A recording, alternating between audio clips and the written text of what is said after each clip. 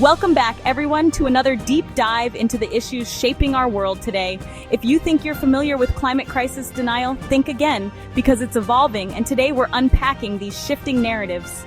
That's right, we're discussing a fascinating research report titled Shifting Narratives in Climate Crisis Denial, Navigating the Sociological Challenges of False Narratives.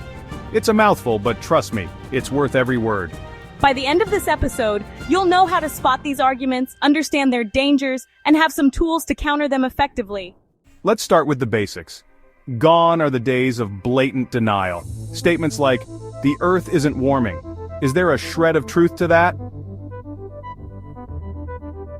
Nope, the evidence is overwhelming. But that doesn't mean denial has disappeared. Exactly. Today's arguments are subtler. Instead of denying science, they twist facts into narratives that sound logical, but are designed to confuse and delay action. For example, one of the fastest growing tactics is preying on fears of job loss and economic collapse if we transition to renewable energy. And it's often paired with nationalist rhetoric suggesting global climate agreements undermine sovereignty.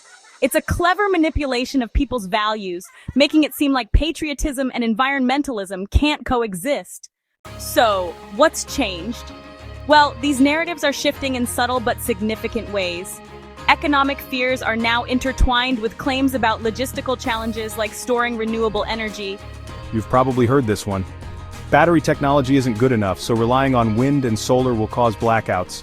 While it's true that challenges exist, these arguments ignore the rapid progress being made. Another shift? They're cherry-picking facts. For instance, they highlight natural climate variability, claiming the Earth's climate has always changed. While technically true, they ignore the unprecedented speed and scale of the current warming, which is undeniably linked to human activities. So how do we tackle these narratives? First, education.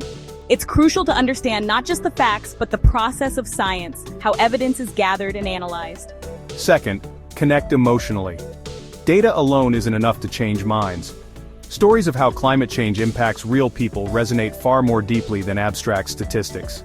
Third, focus on local solutions. Community-driven actions show tangible results, creating hope and reducing the overwhelming nature of the global crisis. And finally, remember to listen. Conversations, not confrontations, can plant seeds of doubt about disinformation and open the door to critical thinking. The narratives of climate crisis denial are evolving. But so are we. By recognizing these tactics and equipping ourselves with knowledge, we can push back effectively. Absolutely, it's about shifting the story, from doubt to determination, from inaction to empowerment. Together, we can create a future where science and reason guide our actions. Thanks for joining us on this journey. Remember, ask questions, stay curious, and don't underestimate the power of your voice.